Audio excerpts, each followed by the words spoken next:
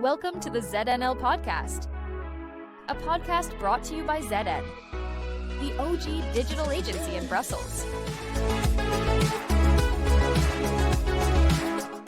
Hello and welcome to this edition of the ZNL Podcast. I am very excited to have another author with us today, Caroline de Kock, who is an experienced professional with having worked in the tech sector, in communication, in policy, really intersection of all these different areas, and has recently, just now, written a book on AI. The book is called AI Tools, Not Gods: Why Artificial Intelligence Hype Threatens Global Governance. So I'm really, and how to fix it. So very, very happy to have you on the show. How are you today?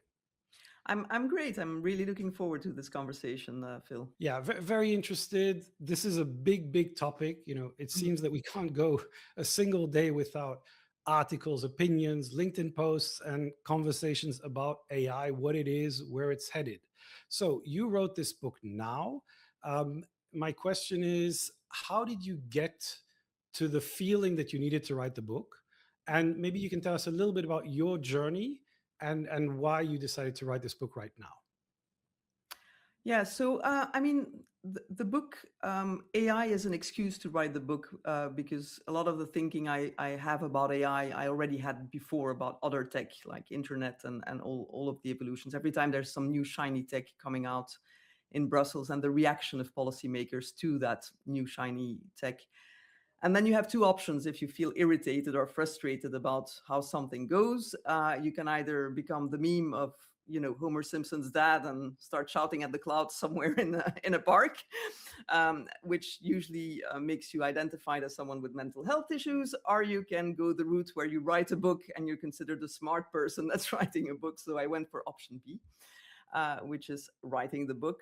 It also forced me to go a bit out of my comfort zone because I'm a lawyer. So usually, I do boring stuff in a very specific world and a specific jargon. And here I wanted to look at the cross-wiring of language between computer science and policymaking, which is what happens with AI. So that's kind of the start. And then the, how should I put it? The spark in terms of what made me think, oh, I think I know what the problem is, because, you can feel that there's a problem, but not put words on it immediately, was an article by Luciano Floridi and Anna Nobre about anthropomorphization in AI. And basically the fact that from the start, the use of language when talking about AI was very much like treating it like a human. Well, to start with artificial intelligence, you start with, the second word in the acronym is already something that normally relates to humans. Mm-hmm. And I thought, yeah, I think that's where we're getting it wrong. It's that use that, AI thinks, AI understood, AI believes, AI did this. Is where we, that's the starting point that makes it wrong. And so I kind of went a bit deeper into that. And there's a couple of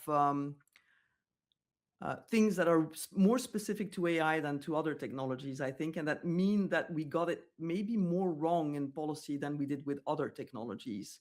And one of the first things is I discovered that we've been imagining AI even before AI existed. Usually there's a lot of misconceptions of technology, but after the technology emerged, we're trying to find words of our normal society to define it just to make ourselves comfortable or to have shortcuts.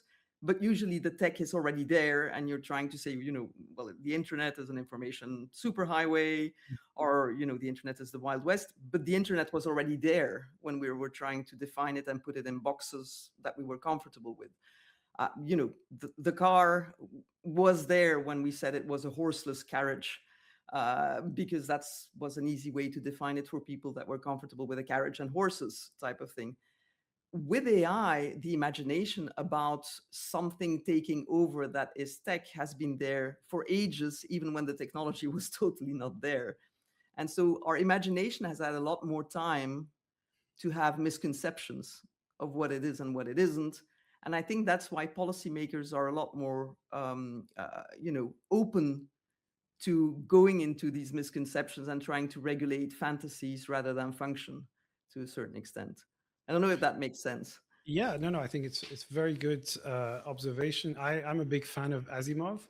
Um, Basically, he was really talking about AI as a concept, as a problem, as a kind of part of his scientific science fiction kind of exploration. So I think it's very interesting, and it's true that it's created an idea in Mhm. our imagination of what it would look like. Now, I think writing on AI is incredibly challenging and ambitious because you're talking about something that is so new in terms of its practical application, not in terms of our fantasies about it. Mhm. Were you not worried that by the time you're finished writing, we're already in another cycle of hype or discussion? So how did you try to make sure that this was going to be a book that would be relevant for, I don't know, a couple of years, or how did you approach the constant change underpinning AI? I mean, the nice thing about AI is when you use the acronym, anyone can understand whatever they want under it. So Right. that's super comfortable. And that's what I say in my introduction is when you talk about AI, it's like saying that everything with buttons is a controller. And Right. then some people are thinking when you say controller, they're thinking nuclear launch pad, and other people are thinking the controller of the remote of the TV. And Mhm. everyone is having a conversation about AI, but that is totally not the same AI. So um, I, I, I wasn't very worried about that. I was worried more cynically about the bubble bursting Right. before my book came out, because I'm talking about a lot of the companies, and I was like, I hope they're still there by the time my book comes out. Um, and I actually had to postpone the release of my book by a couple of months because I discovered that publication years of books are like years of cars. So you can't issue a book at the end of a year. You have to wait for the Yes. beginning of the next year so that you don't have a 2025 book, which is comical, but also meant I had to update it's at the end of last year just to make sure that I had the latest developments in it.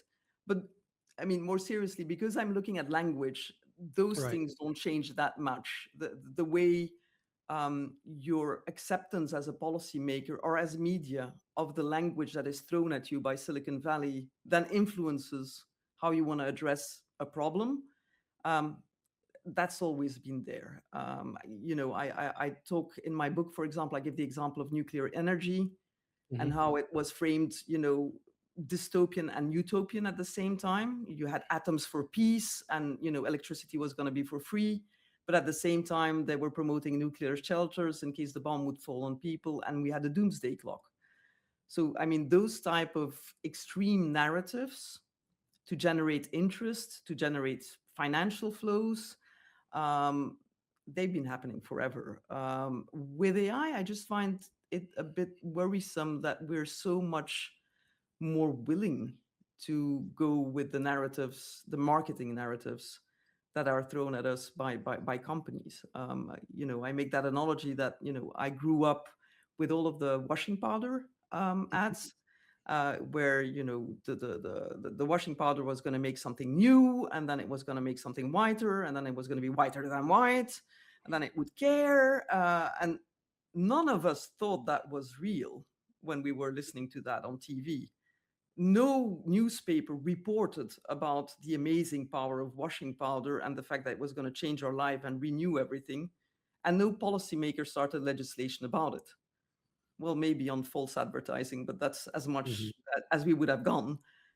Now, when, the news sellers of washing powder are doing all kinds of statements, they become, press articles and policy objectives. And I don't think that's a very healthy atmosphere to be in, to be quite honest.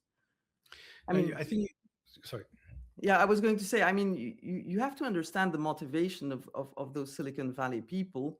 And I'm not criticizing them. I mean, they're marketing people, they're selling their stuff. But if you're asking for $150 billion for shiny data centers, you Mhm. cannot make as a statement, this will incrementally improve the way it generates a cat. That's not a way of raising 150 billion. So you have to say it's going to do something amazing, obviously. And but that doesn't mean that policymakers have to follow suit. Yeah. Now, one of the central things that you say, or at least from my understanding, and I really like this idea that words are incredibly powerful, and they Mhm. create kind of concepts and myths. And I think your feeling, your thesis is that we are confused about some of the central ideas behind AI, maybe because the words are maybe not that clear. So, what is, in your words, the most problematic myth that you think people are hanging on to with AI? What is it that they get fundamentally wrong? Um, I I I think first of all, the intelligence concept. It starts with what it says on the tin. With the artificial intelligence. A lot of the AI that is out there, and I'm thinking large language models, is a statistical mathematical tool that is trying to predict a string of words, a string of pixels, and that is doing that without any emotion, without any intention, and without any understanding in the human sense of the word. So when we ask something to a chatbot, for example, it is just giving us its prediction of the string of words that will satisfy us the most. It's not doing more than that. And so, for example, I'm always find it funny when people are complaining about the hallucinations of AI chatbots, and when I hear even engineers saying, "Well, we will have solved the problems with AI once the hallucinations are gone, and it gives accurate answers and whatever." Hallucinations are not a bug of AI; they're a feature. A statistical tool makes mistakes. That's You can't remove that. You can try to diminish it, you can try to decrease it, but there will always be errors. So I think that's one of the things that people need to understand, especially as there's now this new hype, which is agentic AI, and basically is, oh, let the thing take your computer over and do stuff for you, including having access to your bank account, to your private data, to your corporate data, and then going online with it. um, because inherently it will make mistakes. If you don't put a human in the loop somewhere and there's no controls, you're going to have some really bad results for people, quite honestly. There's going to be some privacy breaches, there's going to be some money spent that you didn't want to see spent. And if it's at a small human individual level, maybe it's okay, but if it's at a corporate level, that can be tricky. So I think that's that biggest misconception of saying, do not trust a calculator with all of your decisions and with everything you need to get out of it. Use it as a calculator. Calculators are super useful. They're good tools. I mean, I'm happy I don't have to do all calculations in my head anymore, but don't take it as more than it is, basically. And don't blame it on AI. We're gonna, oh, AI is the job killer. AI isn't killing jobs. Stock markets that judge companies by their headcount are killing jobs. If to get your share to increase on a stock market, you have to fire people, that is something that has to do with something more profound than AI, and that has to be addressed at a more profound level than AI. And it's your CEO that decided to fire people. It's not AI that fired people. Same thing with education. AI is going to make people dumb. Um, I don't know. I think the education system needs this profound rethink. I mean, I come from a country that has a very traditional education system where you had to learn a lot by heart and just say what the teacher said on your paper to have good grades. I'm not sure that is a very good system if you're trying to encourage critical thinking, for example, of people. So it's easy to blame technology and to blame algorithms, and they have their faults. Gone, but technology is a mirror of society. What comes out of technology is what society is to a certain extent. And so we need to be a bit more humble Mhm. and accept that maybe there's things we need to fix at society level if we want those things not to be replicated in the technology. Right. Now, before we go back to, what we should do as a society about AI, just curious about what is your personal relationship with AI? Are you a kind of avid user? Do you have kind of your favorite tool that you're using regularly, or are you kind of skeptical? Where are you, and how does it fit your processes? So I'm a big user. I'm a big user. I really I enjoy it. I make people laugh because I say I start my journey by going to all of the sycophants chatbots and asking them how great I am, because it kind of boosts my morale to see all of these little robots telling me you're amazing. And I think everyone should do that because it makes you smile in the morning. I am a big user of chatbots in general. I do ChatGPT, Gemini, Claude as my Hmm. three go-to places. I have no preferred one because I find they vary in Yeah. terms of quality depending on what they're doing at the back end. So, some months I think, ChatGPT isn't too bad this month. And other months I'm Yeah. like, okay, ChatGPT went, I don't know what the hell they're doing in the back end with it, but I don't like what it's doing. Claude is amazing at the moment. And sometimes I'm like, okay, Claude is very wordsy. Gemini, I like the fact that it's very, straightforward and doesn't ask me 32 follow-up questions of all the things I would like to do with it. So it's very dependent, and also, Hmm. are you doing text? Are you doing sounding board of ideas? Are you doing Excel? They have their strengths. They have their, and also I have my strengths in interacting with them. I find it amusing to put them in competition. So Yeah. from time to time, I'll tell Gemini, well, Claude gave me a better answer. And then it kind of goes. So, but mostly it's chatbots at that stage. I'm not a coder. I don't do vibe coding and all of those things. So I haven't found that interest. I think I will at some point probably, Mhm. but I haven't had the time yet to do it. And at the beginning, what I did to try and understand it slightly better, because being a lawyer, I wasn't prepared to understand it that well. I mean, at least when I did telecom and internet, I worked in companies where I could go to engineers and ask them questions. Now I'm a freelancer, so it's a bit more difficult. I did an MIT course called AI No Code, which Mhm. was really interesting because it allowed you to work with models and tweak models and see how the outcomes differ and what is best and what's overfitting and things like that. And I really encourage people, if they feel anxious about AI, or worried, to try and find. There's a lot of free courses now online, things that explain just the basics of how it functions. I think it gives you kind of a basis to be a bit more, not saying relaxed, but maybe a bit more to understand better what it does and what it doesn't. And it's not taking over the world just yet. I mean, I know that in Davos there were a lot of CEOs doing predictions about AGI, artificial general intelligence, being there in 2 years, 5 years, seven Mm. years, 10 years, whatever.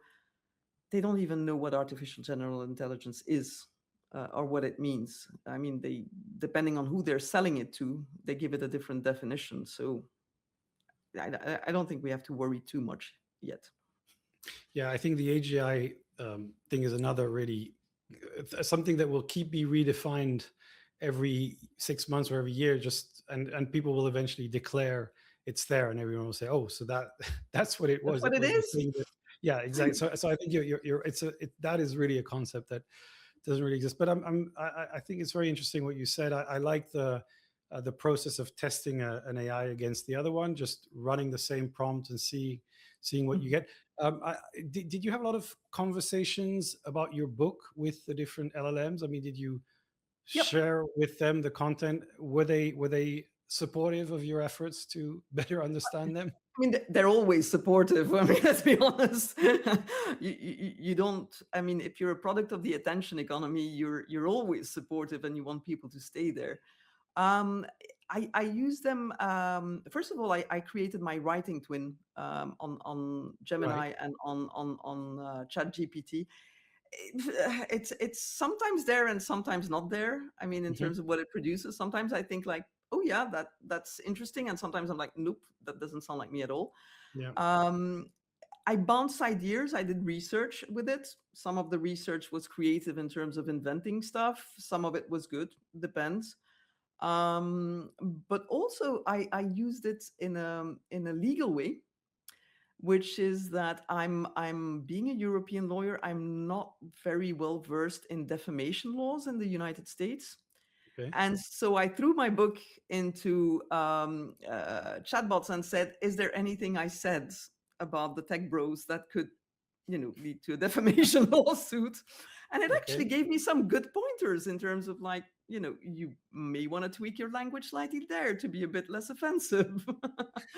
So I use it as my lawyer for that part, and That's and very it gave, I'm not going to say it gave legal advice, but it gave some good pointers in terms of some language might be misinterpreted or might be too straightforward. The American way of adding allegedly. added a lot, and people feel safer.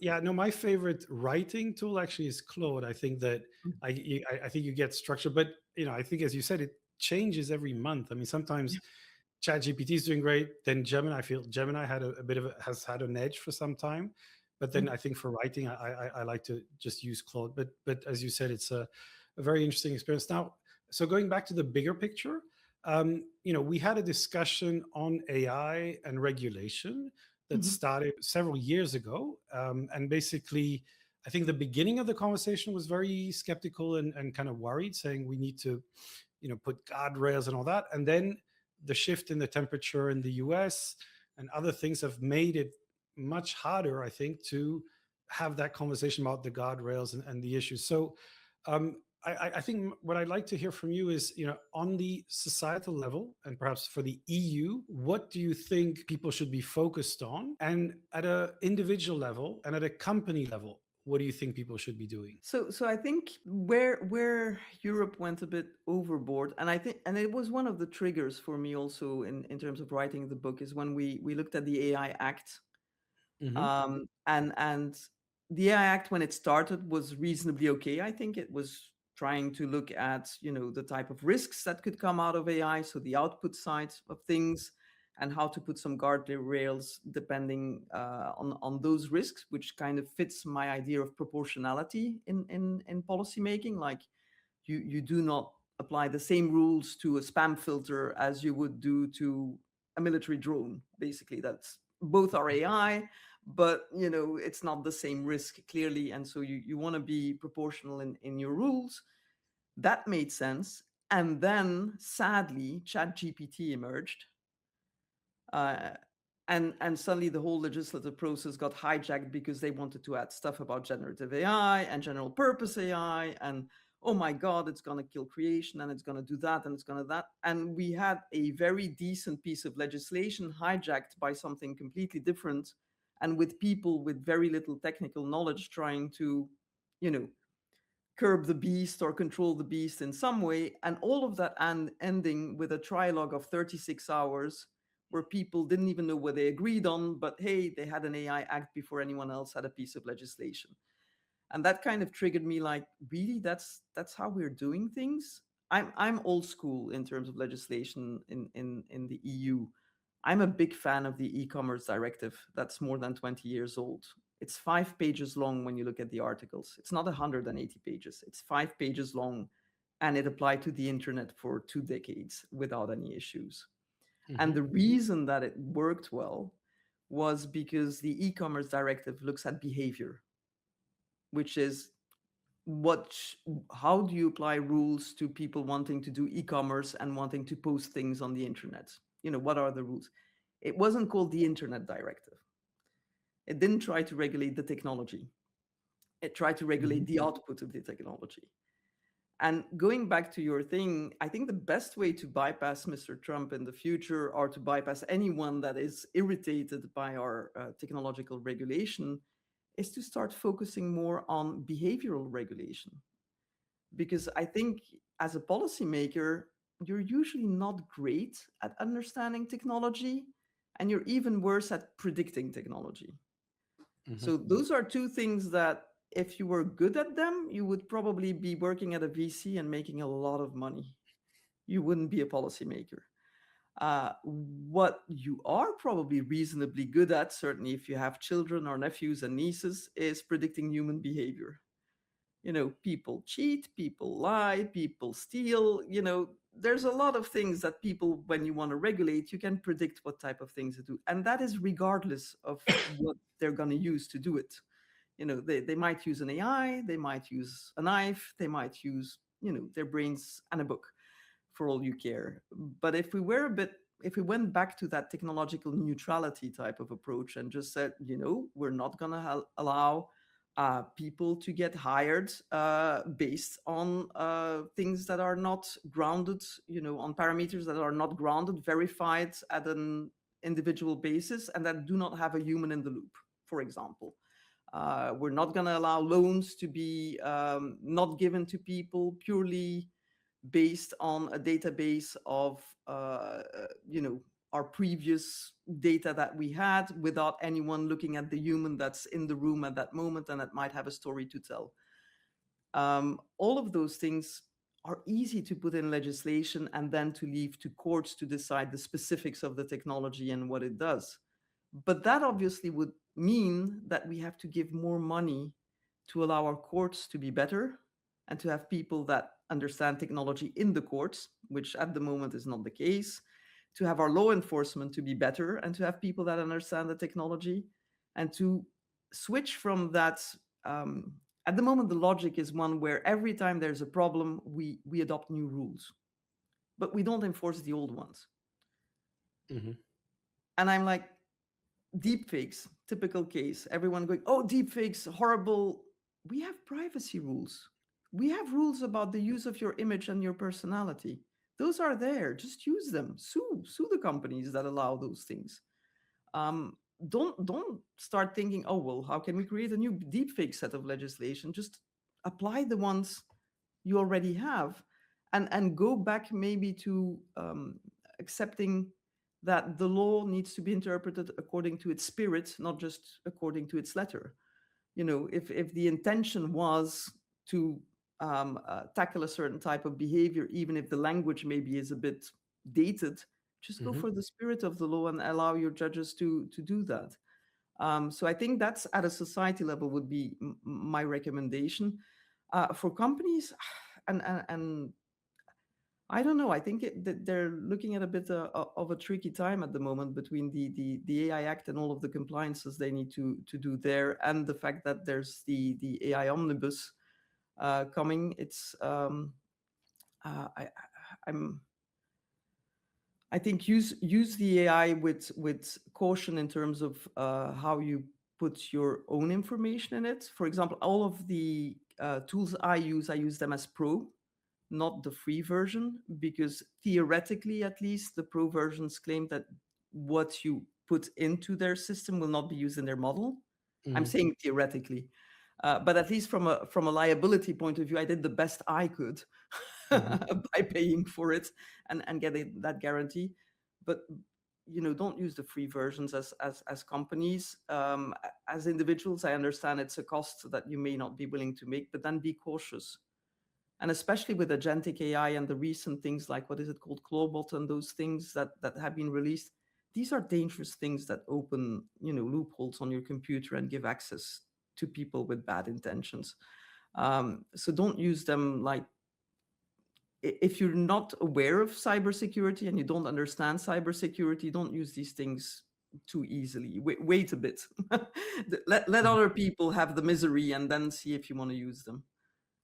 Yeah, I think the hype cycle around the tools for businesses and for individuals is very confusing, because there's a story out there that these are magical tools, and you use the word magic in your book, where it's going to solve all your problems, it's going to do magical thing. And the reality is, as a user, it never works quite like that. And because of the probabilistic kind of underlying foundation, it keeps breaking in different and creative ways. It does things that are quite impressive, but not in a reliable, predictable way. But I want to come back just on the regulation point, not to get too specific on this, but I think you talked about looking at behavior and outcomes, which I think makes a lot of sense. But there is a debate, and I feel that that was the dominant one before, that people like Yuval Noah Harari are talking about, which is, this thing, which he's calling alien intelligence, is going to reach a point soon, maybe, where we won't be able to control it. And that's why we need to protect ourselves and our society against those dangers. So I think this is the discussion. It's like, okay, today we're talking about ChatGPT and prompts and this and that. But there is this thing, and this could be part of the hype in a sense. Yuval might be hyping unconsciously or not unintentionally, but he's talking about the biggest danger being if this software develops itself and starts taking more and more decisions. And I think that was the underlying fear, maybe from the doomers perspective, where people were saying it's going to destroy civilization. Is there a point in that, or are you saying that just is confusing and we should focus on specific outcomes now, not this future Terminator or whatever is maybe just stating in the back of these tools? Well, I don't think they're mutually exclusive. Trying Okay. to think about the the problems that are far away, but also looking at the problems that are happening now with AI. And I Hmm. mentioned a couple of them, like people not getting loans, and Hmm. how does education tackle it? Even identification of AI plagiarism with false positives, and students being you know kicked out of schools, even though actually the AI interpreted wrongly that they Hmm. use AI. I'm not saying that you should just focus on the immediate problems and ignore anything happening further along the road. When it comes to those things about AI taking control, if it is the case that engineers are creating a software that they know, or that they are willingly making in such a way that it would not be controllable, Hmm. I think there should be people going into the offices of those engineers and making them stop from coding that software. Because that would be, if you just replace software with car and you say, well, we're building cars, but probably at some point they will just take over and drive and do whatever, and they might explode spontaneously, or they might do things. Probably we would go into that car manufacturer's building and say, well, you have to stop building those cars. So but AI is not doing that. Human Hmm. beings are coding that. Do you see what I mean? So when they're going, when the CEO of Anthropic and the CEO of DeepMind are sitting at Davos going about AGI and saying, it's going too quickly and I want someone to hit the pause button, but the other guys aren't doing it, the bad Yeah. guys, I'm guessing. So we Hmm. need to be quicker than the bad guys. I'm like, no, you're both bad guys if that's the outcome. If the Yeah. outcome is creating something we have no control over as humans, both of you are bad guys in that process. and Yeah. and if the outcome is saying that you won't be able to pull the plug because the thing will take over the plug or whatever, then that is worrisome. I'm not sure I believe it, though. I believe more at the moment the route that a Jan LeCun, for example, is taking, and by saying LLMs will never achieve AGI because of their shortcomings, and we need to create world models and do something different. I'm not sure he can create what he's creating, but I agree with him on the shortcomings of LLMs to Hmm. do what are said. Um, I also think that the biggest problem with LLMs is not, I think, that they will have the power to take over. I think that the biggest problem with LLMs is that they might have the power to convince us that they are taking over, and that is different. I think the fact that we as humans tend to think that people that can use language well have intelligence, and so we think we're people Hmm. are using chatbots as their boyfriends, as their therapists, as just because it uses words that look smart and look like what you would expect from a boyfriend or a therapist, I guess. That's the danger, that we would be tricked in thinking. I'm not saying we're going to enter the fourth dimension, but Hmm. it could trick us in doing things to uh, you know to make it happy. In my book, I mentioned, for example, a study that says the fact that people are polite with chatbots and say please and thank you and have pleasant Hmm. conversations. Part of it is education, just because people tend to say please and thank you. But there's also part of the respondents said that they just wanted to make sure the AI liked them just in case Just it took over, and had a memory. And that's really that's your biggest fear, that the AI will take over and remember you as being that nasty person that had a bad day. So yeah, I think a lot of it has to do with our perception and the fact that we attribute certain qualities to language that maybe they have, but maybe also they don't have. And I'm someone that studied philosophy in high school and got a really bad grade from my philosopher teacher because I would not accept his argument that animals were not intelligent because they don't speak. Hmm. First of all, I think they speak. I just don't think we understand their language. Yeah. But secondly, I guess my definition of intelligence is maybe not that of philosophers, and certainly not of my philosophy teacher back then.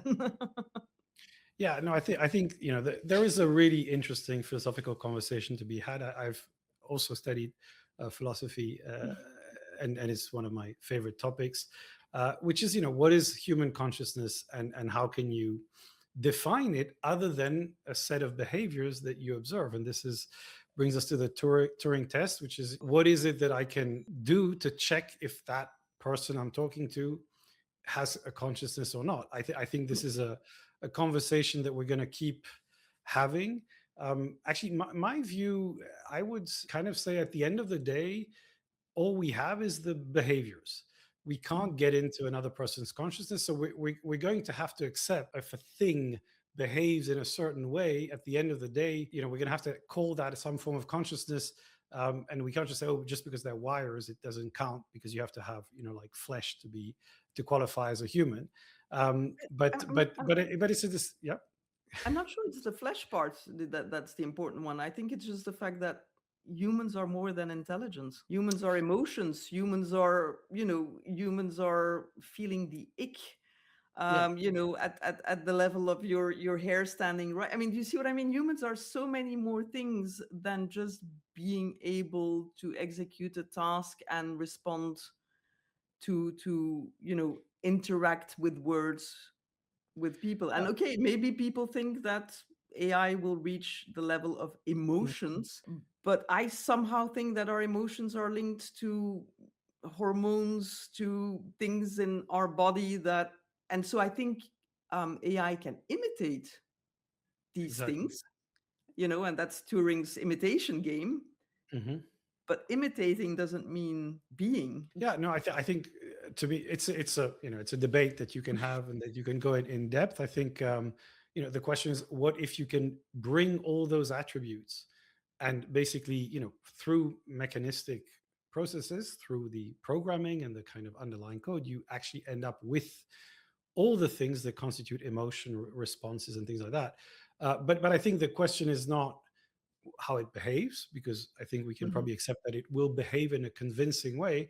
It's what, as a society, do we want to do about that? Yeah. When this thing looks exactly like, we've programmed it to feel a consciousness. And, this anthropomorphization that you talked about is clearly one of the dominant ways people are discussing AIs now. It's like, they're starting really to talk about it as it has some kind of inner Mhm. voice, Yeah. or in existence. But yeah, I think that the perhaps my question, going back to the context, is I think that the political conversation and the policy conversation has shifted dramatically since the Trump administration came into Mhm. power.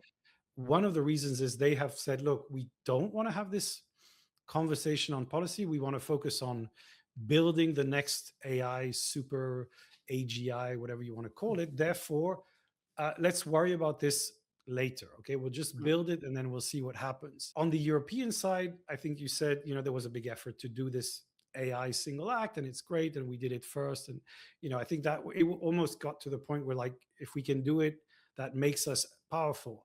Now, what I'm curious is, okay, we are in this reality now. Mhm. Um, what does the EU, what kind of pivot should the EU do to basically, be relevant in this space where every time there's a piece of legislation, there's a pushback and a potential, other trade war in the makings with the US, and also because I think one of the legitimate criticism of the EU is there's too much regulation, not enough innovation. Mhm. So how do we get the EU to be an AI leader and maybe an AI responsible leader? Is this something that we can do, or and I'm asking you for your polymarket bet. Is the EU in any position to catch up on the AI race and become a serious player, or is it already too late? So that's a lot of questions. Right. Pick the one um, you prefer. yeah, no. First of all, I don't think regulation and innovation are contradictory terms. I Right. think bad regulation and innovation are contradictory terms, but I think good regulation, clear regulation, predictable regulation and innovation can walk perfectly hand in hand. So that's the first thing. The second thing is, I think the problem that EU regulation has is that it went into micromanagement of things. It went at a Mhm. level of detail that is slightly uncomfortable for companies, because you have to spend so much time into compliance with the regulation that basically, you have to hire a lawyer instead of hiring an engineer to make sure that you're in Mhm. compliance with EU laws. And guess who is in compliance with EU laws? It's EU companies. It's not companies from other geographies. So it, Mhm. it puts those companies at a disadvantage to a certain extent, because they're trying to be law abiding citizens. And that means that they have a cost and they have a burden and they have an uncertainty they have to handle that other companies from other geographies might not have. So to me, that is what we need to address as the EU, is how can we adopt rules that are comfortable enough for companies to be compliant with them without too much of a burden, without having to hire 32 persons, like, no offense, but data protection officers, for example. All of those things are costs for companies that they're Mhm. not attributing to other things, but still make sure that the outcomes are in line with our values and our way of looking at things. It's challenging, but at the moment, I think we went a bit too far in terms of so many forms you have to fill and so many things you have to do before you're even in order for anything, and it disadvantages European companies and it disadvantages small companies compared to larger companies. So the question is really your Yeah. prediction of whether the EU can catch up with the Well, US and yeah. become a Yeah. leading player in AI, given the current circumstances I'm not sure we want to catch up with the US, to be with the quite world. honest. I'm not sure we want to Okay. go into that arms race, fear of Okay. missing out mentality. First of all, the way the US develops technology is very much with the military. The internet Mhm. was a military network before it became a commercial one. And with AI, again, there's going to be a lot of funding that is military. Now, obviously, with what's happening in Europe, it's interesting and it's something we need to look at and we need to be involved in. But I mean, Mhm. that's kind of their procurement logic to a certain extent of Mhm. doing AI, etc. I actually find China more interesting in how they develop AI at the moment, because they really take it as a tool and they're trying to embed AI processes in agriculture, in transport, in how you pay for your parking, and it's a very you know there's not much hype going on in how China is doing AI, but they're doing it and they're trying to find the workflows that they can make better with it. And with us, my impression is at the moment, it's like, oh, they have shiny data centers and big foundational models. We need to have shiny data centers and big foundational models. Why? We don't know, but ours has to be bigger. That's not how you do AI. I mean, same thing when you said, well, what do we need to do to stop AI becoming human, etc. Why do we want AI to become human? Mhm. What's why do we want to have people standing next to us that do the same tasks as we do and replace us completely? Is there a plan? aside from capitalist companies trying to reduce the workforce, but even those companies will have an issue, because if you don't have a workforce, you don't have consumers. And if you don't have consumers, you're not selling stuff. So, what's the cycle we're trying to create here in terms of economical welfare, by producing robots that look like us and do? I mean, I wouldn't mind a robot that would do the cooking, honestly, and do the nasty tasks. Yeah. But so I think there's a why missing, and I find that the why seems to be more addressed in China at the moment than it is in US. Why are we doing AI? Because it makes our agricultural process better, because we're doing smart energy, and look at us, we're most a lot of our energy is coming from solar now, and we're being smart about it, and things like that. So playing a catch-up game with the United States doesn't seem like the right way to do it. What I think the strength we have at the moment in Europe is we have an extremely good research sector. Mhm. Virkunen stated in several speeches, we have 30% more AI researchers than the US. Great. But have you looked how many problems the research sector has to do proper work in Europe? I mean, they're looking now at the ERA Act, and they're looking at the fifth freedom, for the circulation of knowledge across borders and things like that. But at the moment, for our research sector in Europe, it is extremely difficult to work cross-border, because of the fact that we are 27 countries with Mhm. 27 different ways of implementing legislation. I mean, it's not just the startups that have difficulties creating a pan-European easy Mhm. thing. Research sector has a lot of difficulties to do that too. Copyright laws are territorial. So every member state has their flavor of copyright and their interpretation of exceptions. And we've had a couple of days ago, the European Parliament just announced, Axel Voss in the Jury Committee had a vote where they said, the rules we adopted in 2019 on text and data mining, I'm not sure they apply to AI. Maybe we should rethink it. Mhm. If we rethink the rules that, the research sector and the commercial sector are trying to implement in AI now, that means for 3 years we're in a limbo. For 3 years, people won't know if the rules get changed, if they get worse, if they get better, if they. How do you want anyone to roll out AI in Europe according to European rules, if that happens? I mean, the CEO of Mistral is on record for saying, like, we're not going to be able to survive if you keep on changing the rules while we're trying to build the product. So I think I'm not saying we need to deregulate. I think we Mhm. need to stick to the rules that we adopted, make them as clear and as, friction free as possible for companies to implement, and then just go ahead. But go ahead with a plan. As I said, what do we want AI to achieve for us? Yeah. No, I think it's a very good point. And this question of why are we doing this, and why are we doing it for society, and how should we approach the kind of thing we want. Now, you talked about startups and people entering into the workforce with Mm. new ideas. So when you meet people, young people who are starting today a career in communication, in AI, in startup, what is your advice to them? Things are changing so quickly. What are you telling them are the key things they should be doing in terms of mindset, skill set? Yeah. Well, I mentioned to you before, I'm a big Ted Lasso fan, and Mhm. I love his sentence: "Be curious, not judgmental." Mhm. And I think that's a very good way to also look at AI. Be curious. Don't start by saying it's this, it's that, it's whatever. Look Mhm. at what it is to you. Use it, and then decide how it complements you. Because I think everyone will have a different experience with AI depending on their own skill set. Depending on what your strengths are, AI may be more of a co-intelligence type of tool than it might be for others, depending on their personality.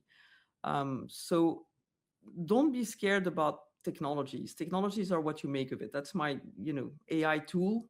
It's a tool. Mhm. You can do you can, with nuclear, you could make energy cheaper, or you could build a bomb, but it's your choice. Hmm. It's mathematics.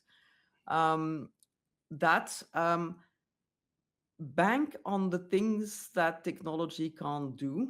As I have a 19-year-old daughter that's still in college. I have two sons that already are out of college and are working. But obviously, the 19-year-old is worried because she's seen Hmm. all kinds of things in the press about, no entry-level jobs anymore, and you need to be able to do that, and this doesn't matter anymore, and blah blah blah. And when she asked me, well, what should I study or what should I do, I said, to a certain extent, what you study doesn't matter that much. It's Hmm. your capacity to study and Yep. to think and to think laterally. But I said, bank on your human skills. you know I do not think at this moment that a lot of people are still convinced by their interactions with a chatbot, a little pop-up thing on the Hmm. right corner of their screen on a website. I think they're still, more convinced by a human being looking at them, having eye contact, and seeing someone smile and trying to convince them of something. So I said, your human skills are amazing. Develop them, put them forward, see how you can make them better. Same thing with communication on social media. You and I, we spot when it's written by AI as opposed to by a human being. And Yeah. I don't mind it written by AI if people find that as an interesting shortcut, but I often don't read it after the third.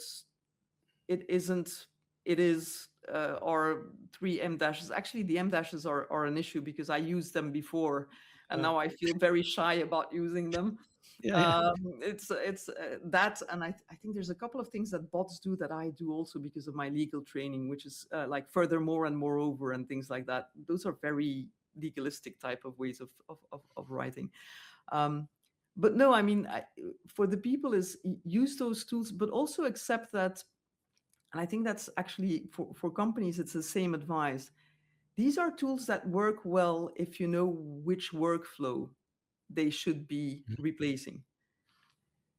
If you have not identified the workflow, that tool is not going to be able to replace it. Or if there is no workflow because you're just winging it, that tool is not going to be able to replace it.